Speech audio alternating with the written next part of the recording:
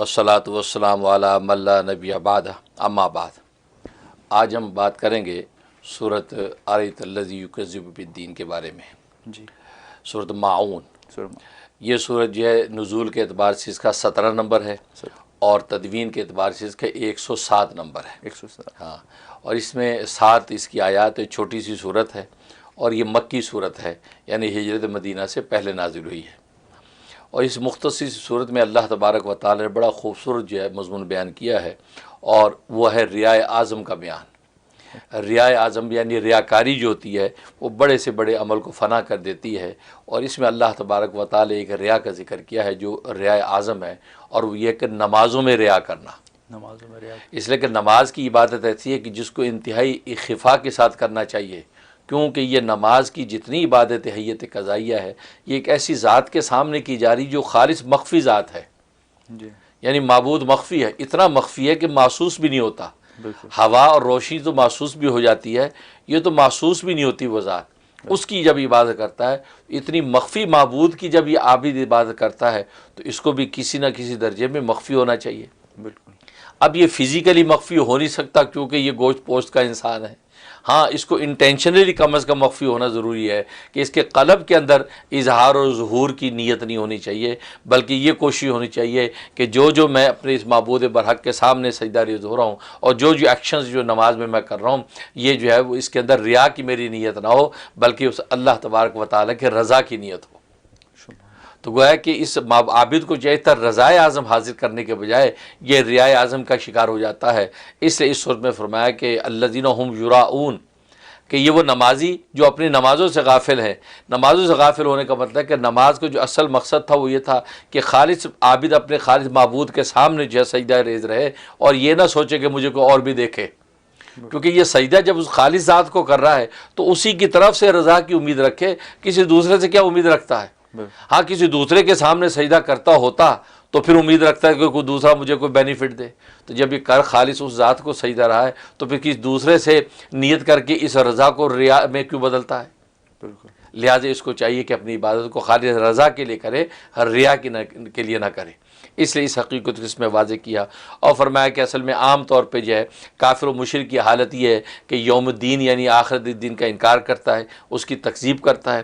اس کے تکذیب کرنے کی وجہ سے وہ دنیا کے اندر جتنے اعمال و اشغال کرتا ہے اس میں وہ ریا کی نیت رکھتا ہے، وہ دنیا کے اندر ہی اس کا بینیفٹ چاہتا ہے، وہ چونکہ آخرت کے پر یقین ہی نہیں ہے۔ بالکل ہاں مومن مسلمان البتہ آخرت پر یقین رکھتا ہے، اس یقین کی وجہ سے وہ دنیا میں عبادت کرتا ہے اور نمازوں کے سجدے دیتا ہے، رکوع میں جھکتا ہے، قیام میں کھڑا ہوتا ہے، کیونکہ اس نماز کا صلہ وہ آخرت ہی میں پانا چاہتا ہے، دنیا میں نہیں پانا چاہتا۔ دنیا میں وہ کسب معاش کے لیے اپنی دکان اور دفتر کو کھولتا ہے، اپنی ملازمت نوکریاں اور زراعت کرتا ہے، لیکن اصل اس عبادت سے وہ نفع آخرت میں حاصل کرنا چاہتا ہے۔ لیکن اس میں یہ حقیقت بتا دی کہ بہت سے نمازی ایسے ہیں کہ وہ کیا کرتے ہیں، اپنی نمازوں کی حقیقت سے غافل ہیں۔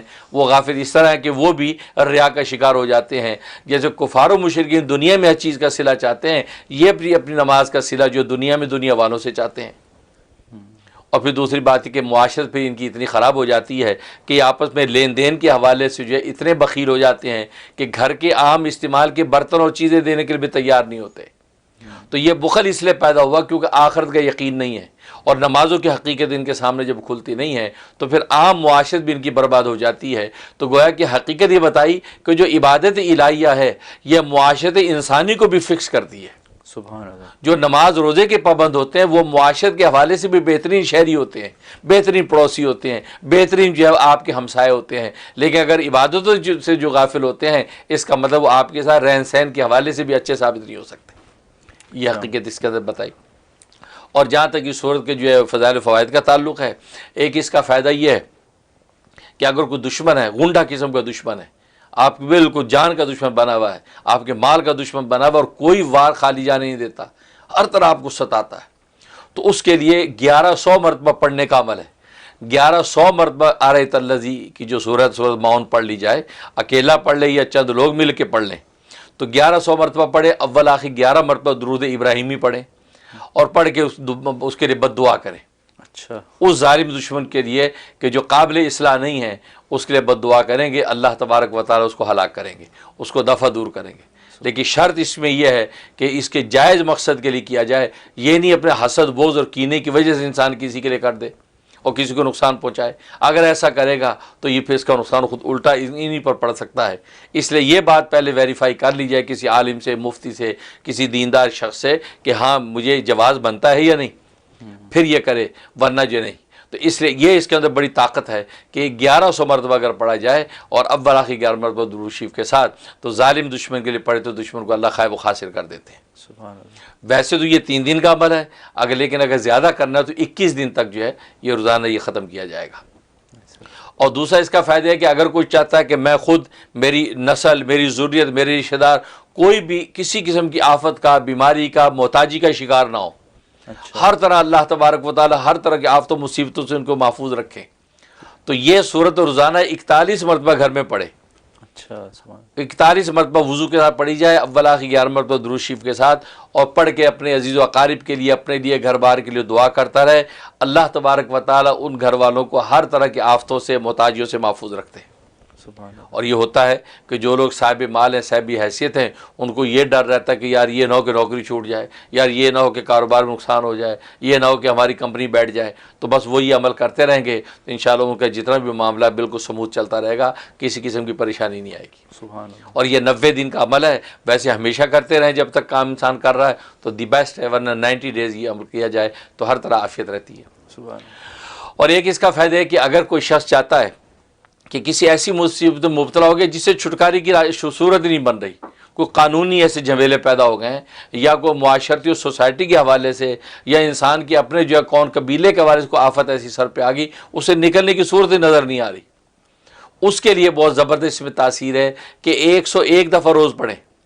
101 دفعہ پڑھ کے، یہ اکیلا آدمی پڑھے گا، 101 دفعہ پڑھ کے اول آخر 11 مرتبہ درود ابراہیمی کے ساتھ دعا کرتا رہے، اور یہ 41 ڈیز کی نیت سے شروع کرے، اللہ تبارک و تعالیٰ کیسی بھی مشکل ہوگی اس مشکل سے اس کو آزاد کر دیں گے۔ اچھا سبحان اللہ۔ تو یہ اس کے فوائد ہیں۔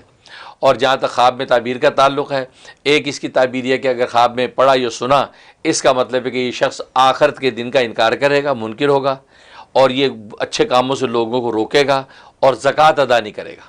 اچھا مطلب یہ برے احوال اس کے اندر ظاہر ہو جائیں گے، اگرچہ ابھی احوال اس کے اچھے ہوں، لیکن خواب میں اگر ایسا دیکھا تو خطرہ ہے کہ کل کو یہ احوال برے اس کے اوپر آ سکتے ہیں، لہٰذا یہ توبہ استغفار کرے اور حسب توفیق صدقہ دے دے، تاکہ اس طرح کی ظاہری باطنی جو ہے بلاؤں سے بچے اور اپنے عافیت کے ساتھ زندگی گزارتا رہے۔ اور دوسرا مطلب یہ ہے کہ یہ شخص جو ہے وہ اپنے ہمساؤں کو، اپنے رشتہ داروں کو، اپنے قریب قریب کے جتنے غریب غربا کے اندر رزق اور روٹی بانٹے گا، اچھا ان کو کھانے کھلائے گا، ان کو رزق روٹی بانٹے گا، تو اس سے یہ ہے کہ اس سے وہ سارے اہل محلہ یا جو بھی غریب غربا ان سے خوش اور راضی ہو جائیں گے۔ تو گویا کہ اگر یہ ان کی خدمت کرے گا تو خدمت کا صلہ ان لوگوں کی خوشی اور رضامندی کی صورت میں خود دنیا میں دیکھے گا۔ سبحان اللہ۔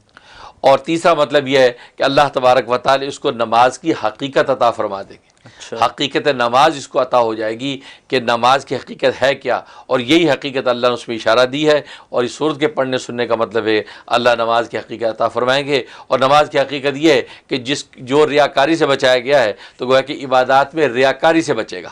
سبحان اللہ۔ اگر ابھی وہ ریاکار ہے تو اللہ تبارک و تعالی ریاکاری سے اس کو محفوظ رکھیں گے، اور وہ جو ہے اخلاص کے ساتھ اللہ تبارک و تعالی کی عبادت کرنے والا بن جائے گا۔ سبحان اللہ۔